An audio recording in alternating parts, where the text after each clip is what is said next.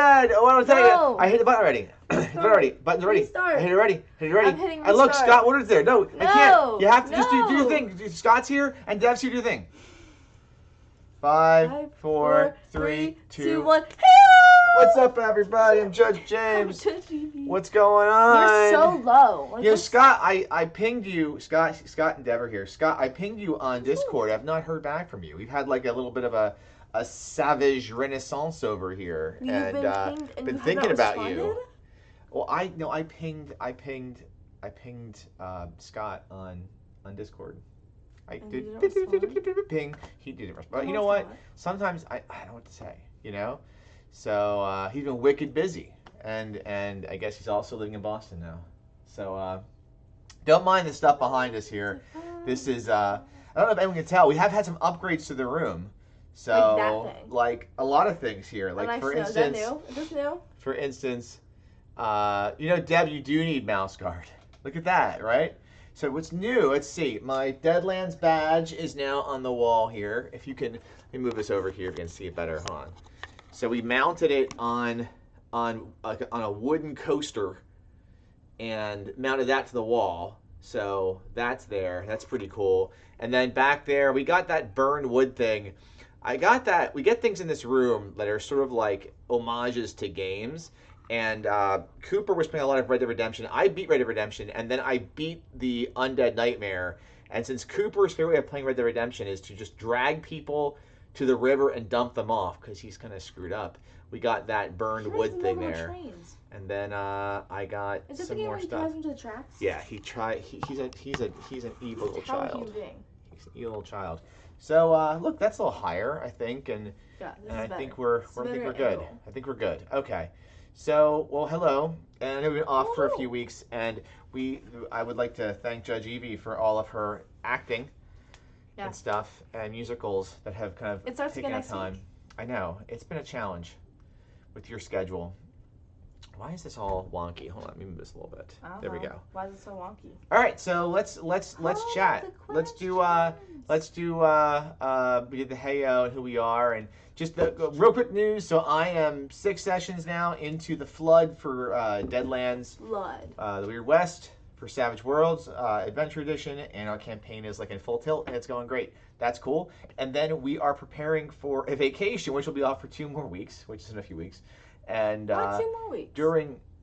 Because we'll be off the Sunday of, we might get back the Sunday, the second Sunday, the Sunday before 4th of July to record, maybe. But we're preparing adventuring for that. And the kids said they wanted to play a game where they were campers, and I want to run Mothership. So I figure that we're going to space camp. What's not, you know, space camp can take place on Dead Planet, right? That can happen. You have space camp. It's similar, right? Yes. This is exactly what Space Camp was like back in 1995. Yeah. That was exactly what. Actually, it was like the movie Space Camp. We got to get launched into space. Really? Yeah. You've yeah, been to space? totally. Yeah. Have you like been on the moon? I have. What about like Mars? It was pretty cool. Have you gone to like Neptune? Space Camp just takes you to the moon. It doesn't take you to Mars. I've been to Neptune. I have not been to Neptune. What about like Pluto, the dwarfy? No. Maybe there's like 7 Plutos, like the 7 dwarfs, like all in a row. All right, let's do Judge Evie Presides. Judge Evie Presides the show where you can ask Judge Evie questions and she cannot answer them. You can send us to dccjudgeevie@gmail.com. How many questions we got? These. Okay. And then these. Okay. And then rap. All right. Do you want to do I like how rap's title this week is just sorry about this. So Judge Evie wants me to rush through this show, but we're not going to let her do it. No, it's the Tonys. Because the Tonys are on right now. I can't miss the 6th thing and having the reunion. So Judge Evie, go ahead and do the first thing. Okay. First questions. Here we go. Questions are from Brian McKay, right? Yeah. Brian is the. Did we do these ones yet? For games, plenty of non-combat challenges. I don't know if we did this. When did he send it? The 26th. Our last show was the 29th. Oh, it doesn't do that. It's a screenshot.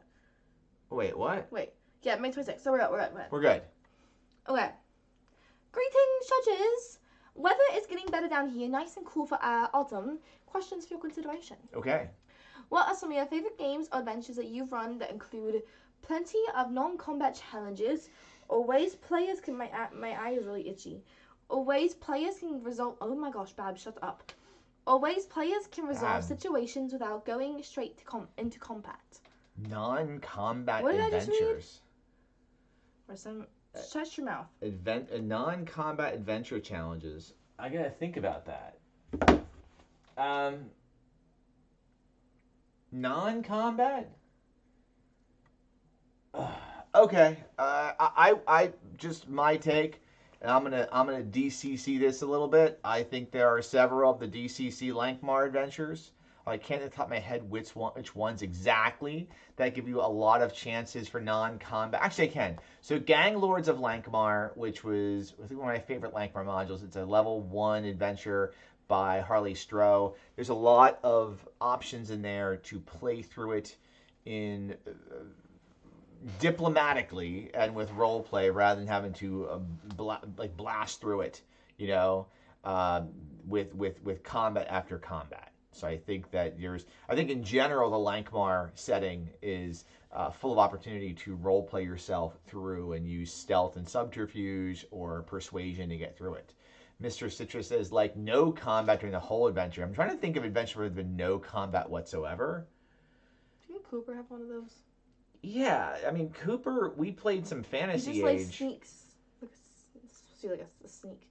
Yeah, we played some Fantasy Age games where he played as a rogue, and he was very careful to not get into combat much at all. But I don't think I think it worked because it was just Cooper playing. What is this? I don't know. Is this Fishy, the role-playing game, Happy Salmon? Does it look cool? Like, does it look cool? I'm trying to think of any other. No, it doesn't. Are you sure? Games. I'm looking at my shelves here of what else is over there that has no combat or is low combat. The East Texas University stuff we've done. We've had a couple of those adventures where there's been low combat. Yeah. But maybe it's my fault that I threw too much combat in. I think any adventure, like any it's good up to, adventure. I feel like you can, if like you find an adventure, I feel like you can chop combat out or add it in whenever. I think it's just your personal preference. How much combat? But some systems I think are more designed around combat. Yeah.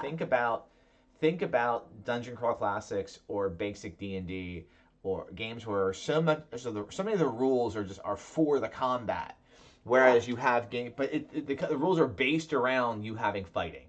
So the rest. If you don't want fighting, just play a different system. Well, right. That's what I'm saying. I think there's other games better for no combat. I was trying to add into the question so I sounded smart. Like I think Cypher System, I think Savage Worlds, I think the Age system, I think those fit better of the games we play. Yeah. Good question.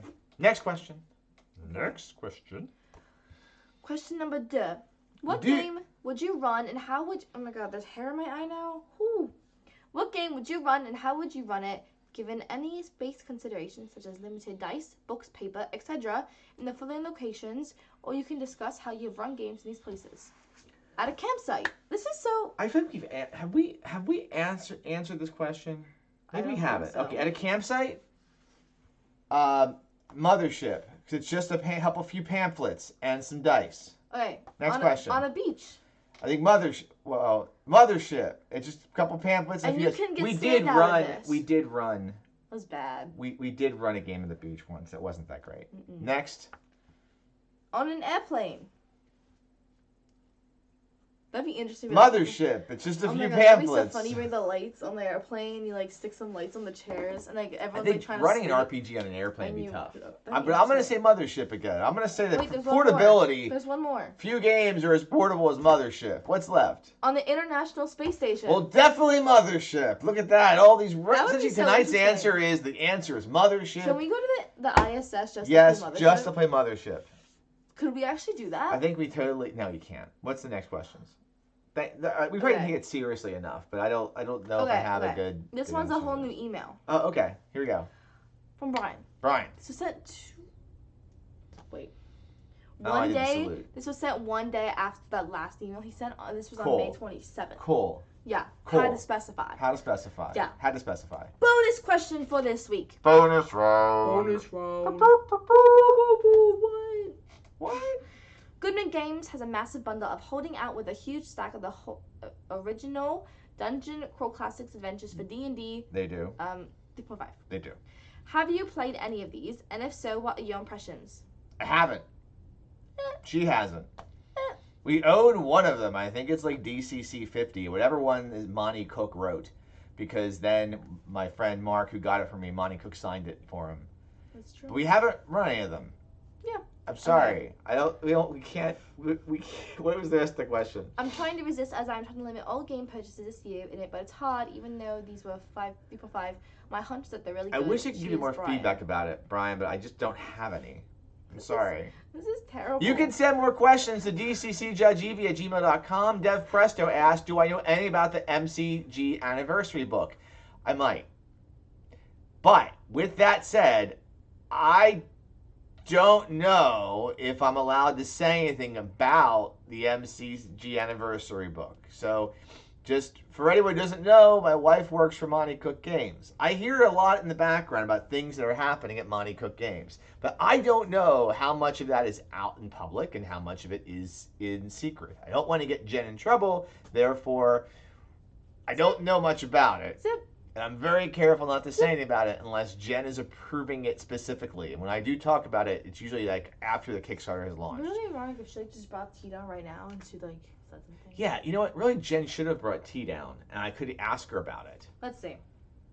Text your mom and ask her if she knows Crackety Jones is here.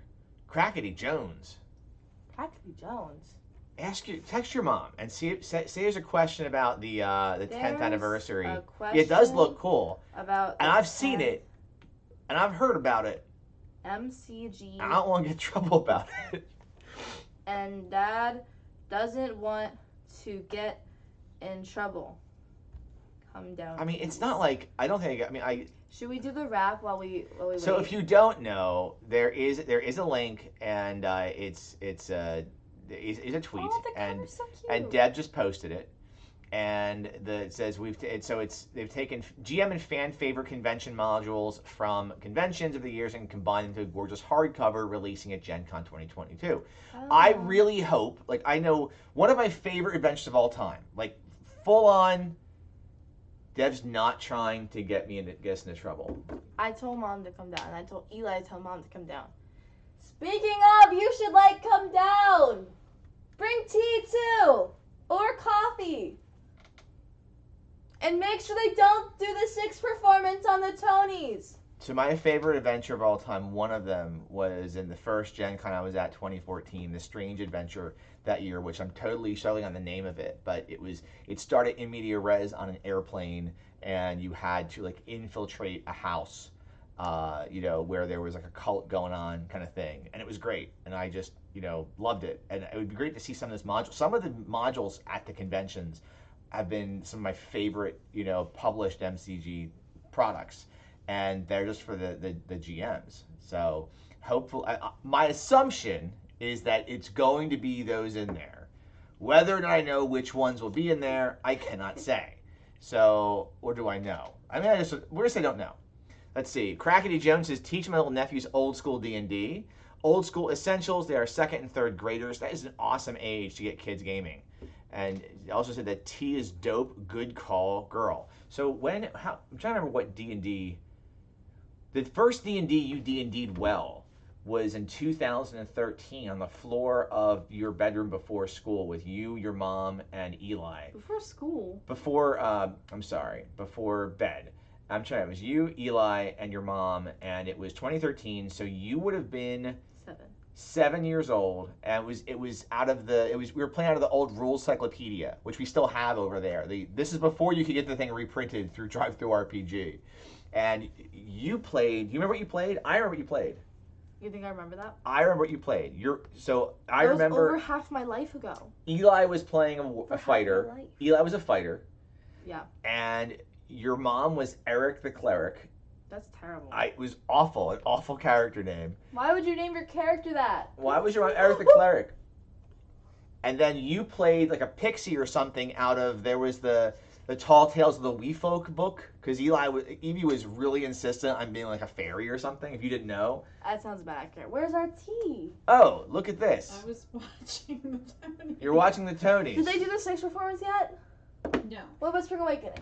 They're doing Girl from the North Country right Yeah, I Captain don't care about Thaco that. helps with advanced math. You know what, Mr. Citrus? That's not too far off. I think that, Thaco and stuff, I mean, a lot of games help with math. For instance, if you play Monte Cook game stuff, the cipher system helps you with like ×3 times tables or division by 3 because all the target number in that game is whatever you roll divided by 3 or whatever. So Jen of Monte Cook Games, could you give any of our viewers right now any feedback about I can only say what I know is in the tweet, which I kind of know a little bit about it, but I'm not going to say anything because I know it's a hardcover releasing at Gen Con 2022. Sure. I'm frantically searching my Slack to get. Yes, yes, Crackadee. My wife is. What is your title at MCG, Jen? Customer support coordinator. Jen is a customer support coordinator at Monte Cook Games. It's legit. So, and that's why when stuff comes out, I usually have early knowledge without any ability to talk about it, which is challenging since I've been a fan of MCG stuff since 2013 when I got my first book of Numenera, and Numenera is actually how Jen got into RPGs at all. Wait, Crackety Jones says one of their best friends is Shauna Germain's half brother. So maybe. Very nice. Very nice. There you go. Small world. Shauna is awesome. It really is. Tiny. Shauna is super awesome. Look and see if we have a. We're gonna keep going. Maybe Jen, you should get some insight. I don't want to speak out of turn. I don't want to say anything wrong. We've just internally been sharing new details. It's a small about world. It. So. Okay. Let me take a look. And why is sugar trending? All I know is what I can talk about. Don't feel bad, Dev. This is fun. Look, I truly think this is really going to be a for the best that they put this book out there, because again, there's so many good adventures that are that have come through from the conventions. What? Comment. Like I don't know. I can't even ask if Calder Complex is going to be in there or not. Calder Complex was an awesome adventure for Predation, which I finally ran this year. It was a Cypress Sim adventure for the Predation setting, which is a wonderful setting, which needs more love. Which would be really great if we got a whole Predation campaign setting, Jen. I have let it be known that people do because it's more dinosaurs, and Predation is amazing. Yes, we all love Predation. I know, yeah. Cracky Jen says, I love her voice off camera. She's like one of the adults in Charlie Brown. Jen is the adult in the house. So, here's the thing. I have been very wrapped up in questions regarding our recent Kickstarter. So, I haven't spent a lot of time looking at this book and what it's going to be. That's I know it is a thing. It is very pretty looking. We're giving you so much. It's a very pretty looking book, and it's coming. I just don't know a whole lot about it. Oh, Cracky Jones has never played Numenera. I'm telling you what, it is such an amazing. Look, I've run several full-length Numenera campaigns. Judge Evie here, as a 7 and 8 and 9-year-old, you played in a full-length campaign where you played as Anna from. You were a what was it, a cutting jack who carries a quiver or whatever, because you were no wait. No, I was what's it called? Not cousin quiver. You were the thingy that was the thing. I know the what name, you but did I thingy? forget. You played as Anna from the Anna and Elsa thing. Yeah, but I remember my title, but I forget it actually.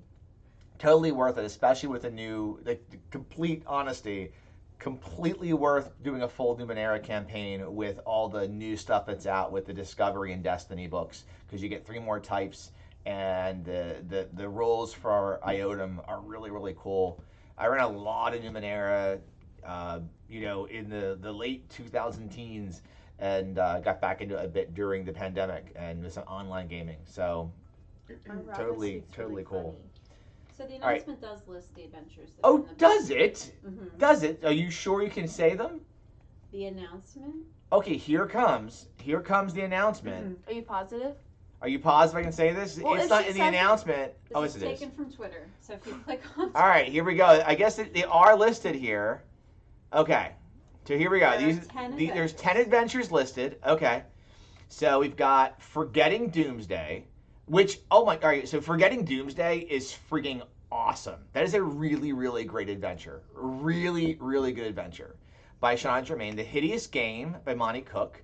Shards of the Looking Glass by Charles Ryan. Skein of the Blackbone Bride. I played in that with Troy Pitchelman, I think, as the GM for that. Me and Eli.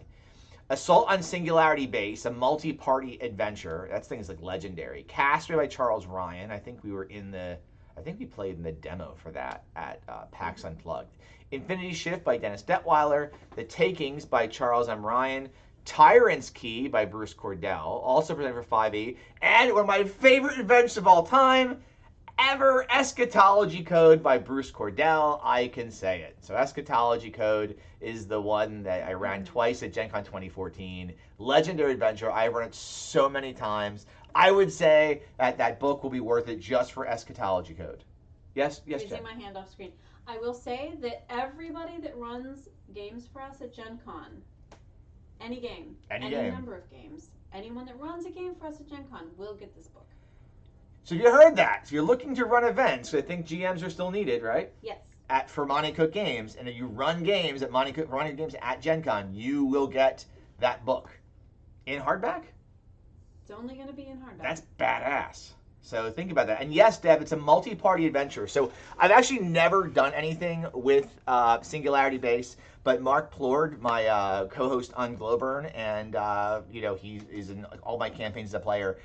I've played some of his games too. Mark has, I think, GM'd it and played it. And what it is you have multiple, it's kind of Star Wars-y. It's multiple tables, and they're all kind of trying to get to the same, with multiple GMs. I think there's some inter-table communication, but it's different groups, different parties trying to do this assault on a base. And there is some coordination between them. You can get kicked out of one table onto another table. So like if you have doing a small con or a con with multiple GMs, like if you're doing a mini con and you have like 3 GMs with a lot of players, you could do things with that. So I've heard nothing but great things. I heard it's a fantastic adventure. Cracky Jones, now is your chance. Is there a link I can give me to give people about where they can get more information about, like maybe, yes, let me pull it GMing? up right now. Why don't you do that? All right. I will get that right now. All right, so I'm going to move into the rest of the show because we're running late Wrap. now. We have to do our wrap, too. We're going to do our wrap here. I want to see the Tonys. Skunkworks TT. Hey, hey, hey. Hey, hey, hey. Oh, sure. All right, so here we go. Let's do our wrap. Okay. For those of you who are joining us new today and have never seen us rap, I'm sorry. These raps are sent to us by Greg Schwarzkopf, and Judge Evie and I do them all the time. This one is titled "Sorry About This." Let's read some of it. Okay, here we go. What? All right, here we go.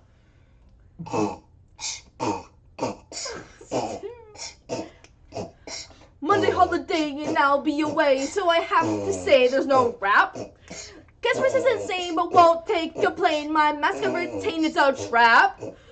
Hope the show goes well. Brian's questions will excel. Weave your magic spell with no rap.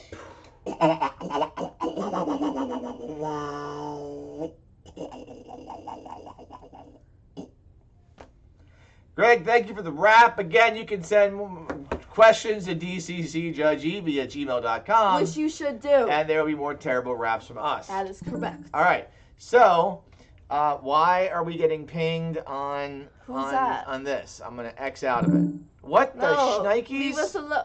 I like the kid's response. Just no. How do I stop this kid from messaging us on what the heck? Get wrecked. How do I get rid of this friend group? What? How do I get rid of this thing? Why are these kids texting me? Hey, Brian's here from Singapore. Brian! Woo! You just read your questions already. Sorry, Brian. Aloha. All right, I don't know how to get rid of. Cooper's friends need to go away. I don't know how to get rid of all these things from these kids sending us things. That sounds kind of creepy, but it's just Cooper's friends. I know. It's kind of creepy. My crap. Cooper's not home. All right, I gotta. We gotta tell them. How do I get out of here? Who is this? All right, I'm gonna tell you. Oh. This is Cooper's dad, the OG Weirdoodle. Coop ain't here, yo. All right, there we go. All right. Man, the kid texted back, man.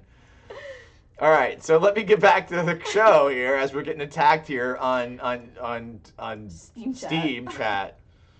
Our whole family's a tabletop RPG family. Yes, that is correct, Crackety Joe. So Evie is, Judge Evie, and she does stuff for Goodman Games. Oh my God. Eli, our eldest, has been gaming since he was, I don't know, like 6, and that was years ago. You've been gaming since you were like 5 or 6. Cooper's character for Fantasy Age is right there. We play a lot of Fantasy Age, use a lot of stuff here. So yeah, and Jen works for MCG, and we do crap for Goodman, and yeah, it's a bunch of gamers. Yeah. It's just like, How would one best give you this link? how would one best get me this link? Email I it. guess email it to me. Yeah. To Norwin Game Nights at the thing, and I'll put that out. They run a D&D club at the high school they work at, and they have 30 kids. That's fantastic. That's sort of how we kind of got everyone involved. We ran a local game club in Pittsburgh when we lived in Pittsburgh before we moved to Philly. And You should tell your game club to play DCC. they're open playing their- something. Open That's their something. eyes. Open their eyes. All right. Okay. Show okay. them we the can way. we can adopt them too. It said.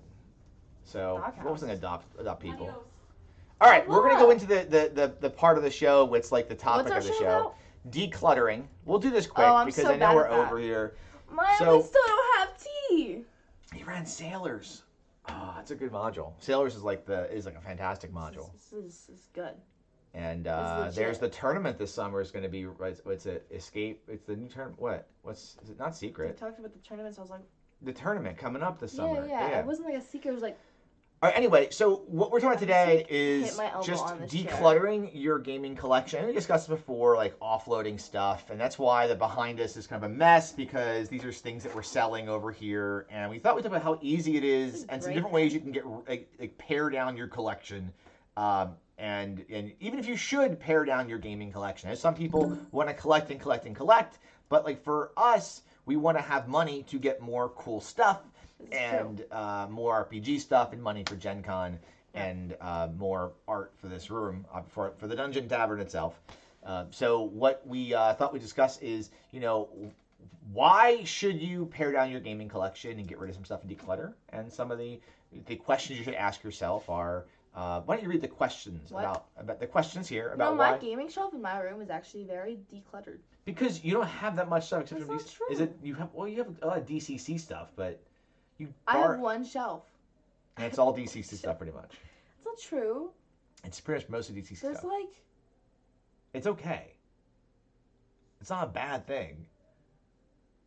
I'm gonna read the questions. All right, Do you have a reason to keep it? that's a good question. That So is. when you have game stuff, is there any kind of reason why you have it there? Like, are you going to?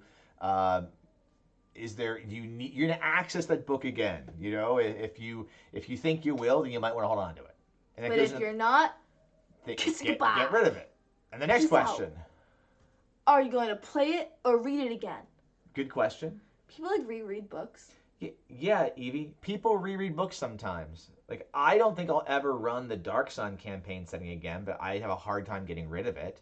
So, and that leads into the next thing we're talking about. But for right here, Is there any? Oh, well, are you gonna play it again? So, like, I'm not gonna get rid of my. I mean, I'm not running a Fantasy Age campaign right now, but I liked playing Fantasy Age, so I will keep that because I plan on running it or playing it again. So that's a reason to have it. Then the next question. is there any sentimental value? That's also a important thing to ask yourself because you don't want to get rid of something and then be sad you got rid of it. This is true. And then Yeah. finally, Oh. Is there something else you want more?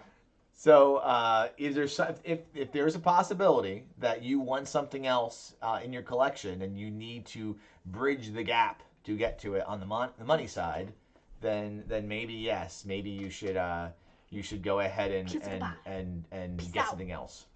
So we have some questions here, comments. So Mr. Citra says Dark Sun is great, and I have a ton of Dark Sun stuff. And I still think I'm gonna get rid of it, but I mean, every once in a while I'm just looking at how much I can get for it, and I think I could buy a lot of game books with that.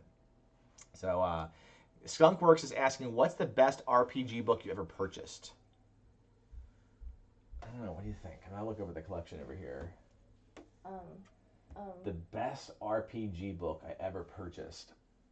I have an answer.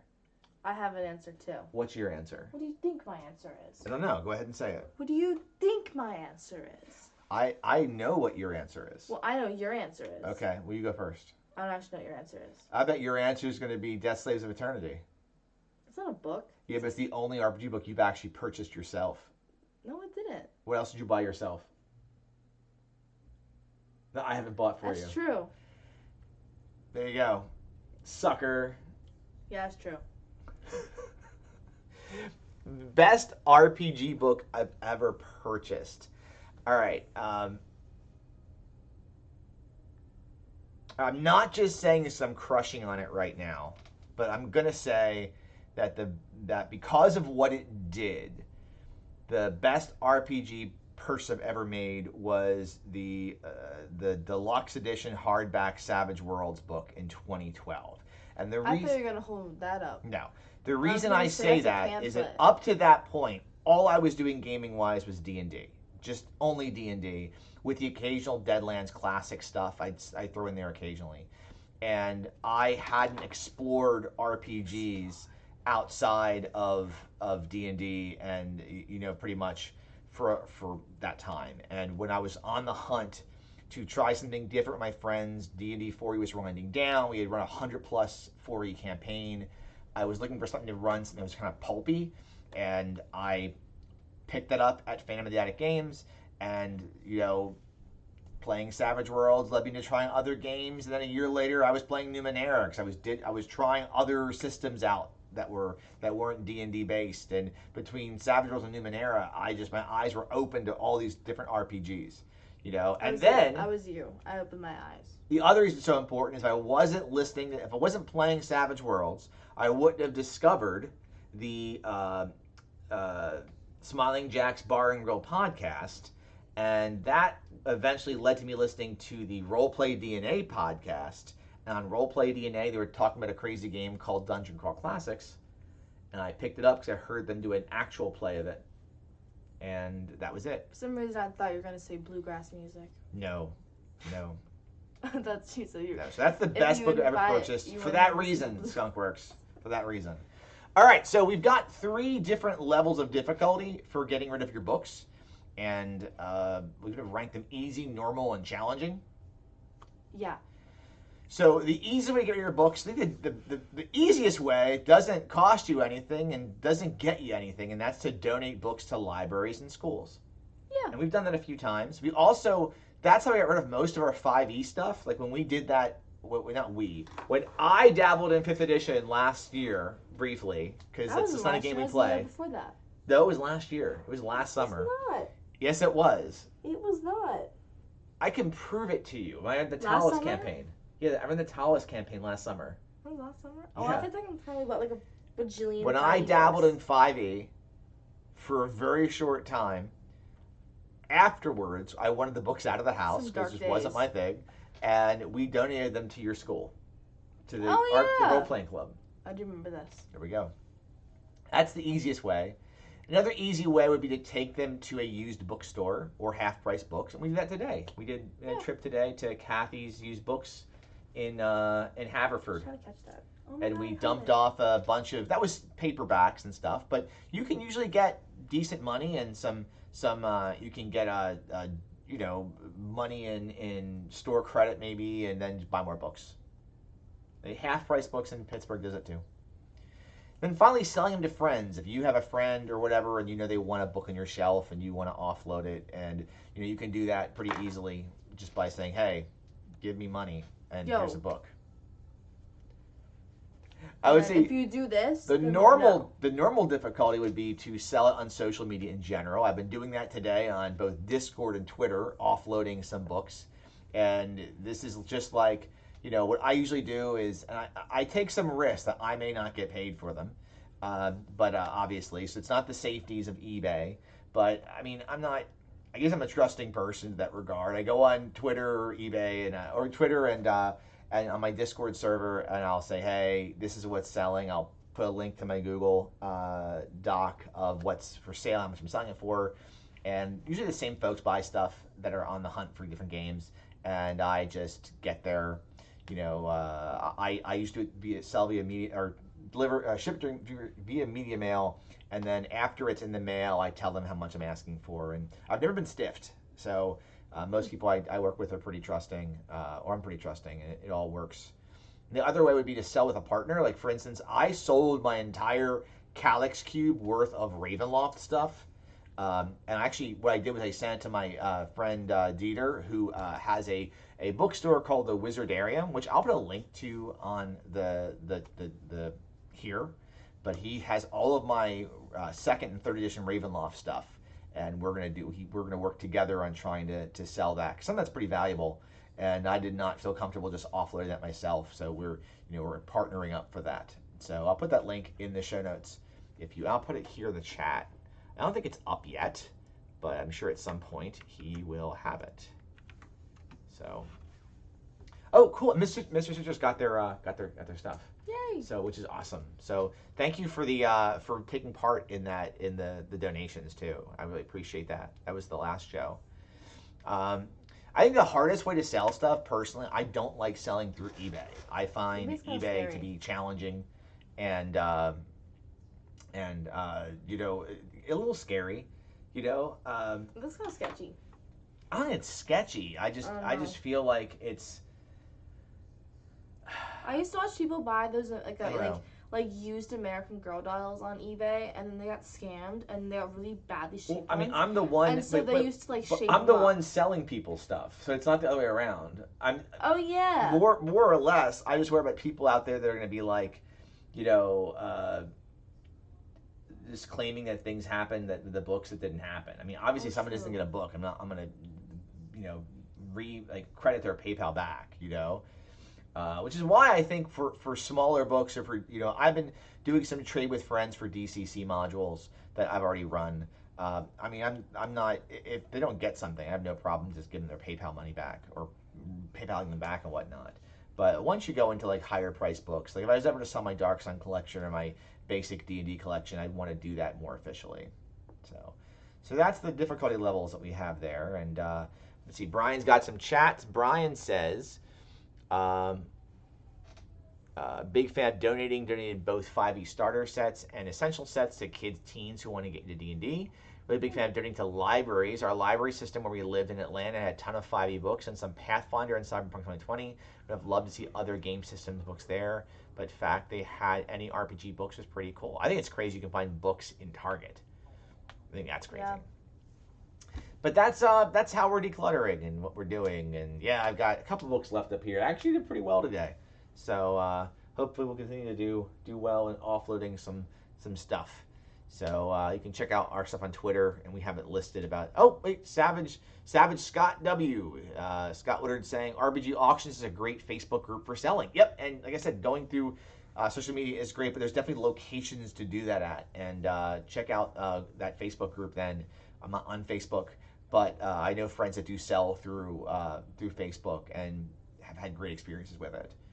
So and the great thing is, if you don't think you're ever gonna run that adventure and it's just on your shelf, but there's something you do want, imagine how great it would be if someone else is playing it. It's sort of why I don't like to have stuff sitting around. I feel like it's not benefiting anyone to have it on a shelf unless it really has some kind of value.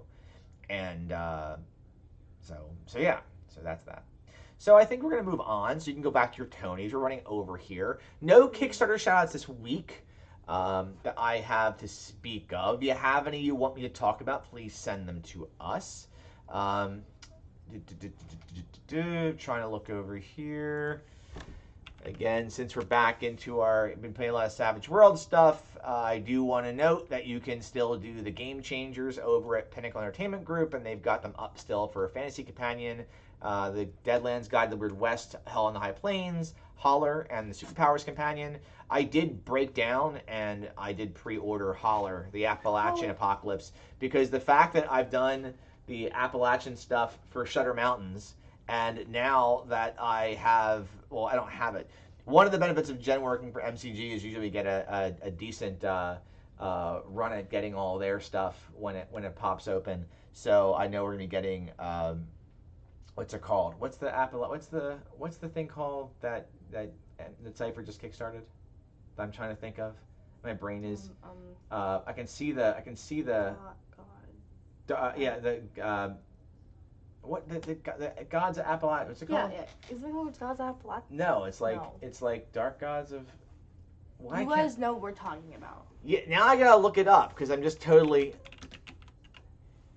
Old gods. Old gods of Appalachia. Old gods of Appalachia. There we go. All right, so it's not like I'm like I really know what I'm talking about. I don't. Yes, old gods. Skunk works. We know what we're talking about. So since we have old gods coming, and I have the Shutter Mountains and the Chain Coffin stuff, I had to get Holler to have all the Appalachian RPG stuff. Scott Woodard saying my Flash Gordon. That's right. So Scott here is like the Flash Gordon like writer for Pinnacle, who's chatting with us here. So Flash Gordon Legend of Mongo box set is finally shipping for those interested. So there you go. Over in the I know Greg here, our rap enthusiast who sends us raps, is a super fan of Savage Worlds. And I think so. Greg, I don't know if this will interest you at all. I'm trying to figure out if we can get the last PAX Unplugged we were at. We did a Savage Saturday night at PAX Unplugged in 2019 before the world changed. So I'm hoping we can kind of like re-enlist some people for that and do that again, which would be great because that was a good showing. There was actually a really good Savage Worlds crew in the Philadelphia area. Anyone who's in Philly, there's a lot of Savages here that do Savage World stuff. Now we just do it here in the basement or online. Same thing. Yeah, same thing. All of the people of Philadelphia that play the game are in our basement. Skunkworks is have to try Savage Worlds again. My first attempt was dodgy. It really is a very fun, easy, and clean system, I have to say. And getting back into it recently, we've kind of taken a sabbatical from it. And I really, really want to go through all the Servitor series and the Flood and Lost Sons and was the one that has Stone and then Good Intentions. I really want to play through all of those. So we started with the Flood finally after years of having the Flood, and we're doing it with the Adventure Edition, Suede. And if there was ever a time to get into Savage Worlds, now is the time because the newest edition is really cleaned up. It really kind of tightens all the rules up, and I find Savage Worlds is that perfect mix of crunch without being overly crunchy. That's why we've kind of gotten back in. Our ETU game is kicked back up again. Cooper's had his friends come over to play Lost Colony. And why is the print book so hard to find? They're doing another printing of it right now. So I think if you just Cooper's friends group is talking again. I know because I had looked at the Pinnacle site, because I'm sending off Eli to college with a few RPG books, and I was looking to send him off with a copy of Suede, and I saw that it was out of print. But if you go to Pinnacle's website, which is peginc.com, and if Cooper's friends would stop chatting with us, my gosh, how do I shut them down? I'm trying to see here. If I buy now, I think you could buy it now. So if you're trying to go through Amazon, don't go through peginc.com. I will post the link here. The other reason you should always go, yeah, there you go. Scott just said Suede is back in stock. Good reminder for me to pick a copy of it. You definitely want to go through. So two things that are cool, and I'm gonna kind of geek out a bit here on Pinnacle with Savage Worlds. Number one, when you get their stuff through their website, you're gonna get the PDF and the book. So if you get Suede through Peg Inc., I know it looks like you're paying full price for it, but you're getting the PDF with as well. So you only get it direct. I think so. I think it's the easy way to get it. Can you find it on Amazon at some point? Probably. You probably will be able to find it somewhere we sign on Amazon. But to have the PDF with it, I think it's worth it to get it directly through Pinnacle. Plus, you're not contributing to the behemoth that is Amazon. The other thing which and Scott, again, kind of drifting back into the Savage verse in the last 3 months, which is we kind of started dipping back into it in February. The one thing I really, really like that you guys are doing at Pinnacle is the game changers.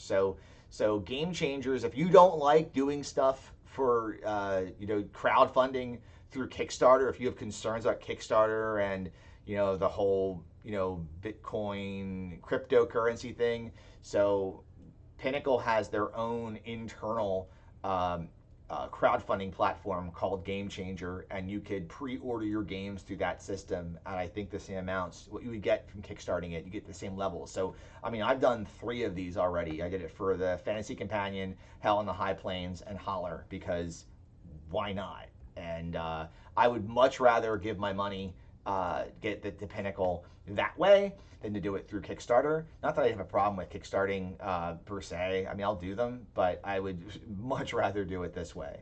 I'm hoping to see more gaming companies do stuff like that. So I will post some links for this stuff in the chat. I will make sure I get these, not the chat, in the show notes for the YouTube, and so I'll get these up and stuff. So we're gonna wrap up here. It's been a good show. Got a lot of people on. I want to thank you all for hanging out with us tonight. Thanks, guys. So definitely makes when we have a lot of chatter, it makes us want to have more shows. But again, we haven't not been doing it because of not want to be on here. So last weekend was my anniversary, coming back from that. Mm-hmm. So me and Jen went to New York and we watched some shows. If you are in New York, Hadestown is the show to go to. If you're going to see one show in New York, go see Hadestown. But we saw a few shows, and then the week before that was the holiday. So we've just been, a lot going on. We'll be back next week, though, for sure. And then we'll be probably off for at least 1 week, maybe 2. It depends on where we're on our vacation, where we'll have connectivity or not. So we shall see. So wrapping things up, where to find us elsewhere, Judge Evie? They can find us at I Live for Crits on Twitter, Living for Crits on Instagram, and search Living for Crits on YouTube. So until next week, be safe, be healthy, be kind, and I think my outro ASMR is gonna be, we missed you, Scott. Hope we can see you at Gen Con. And mine's gonna be, we never got our tea. We never got our tea! We never got our tea! Good night, everybody.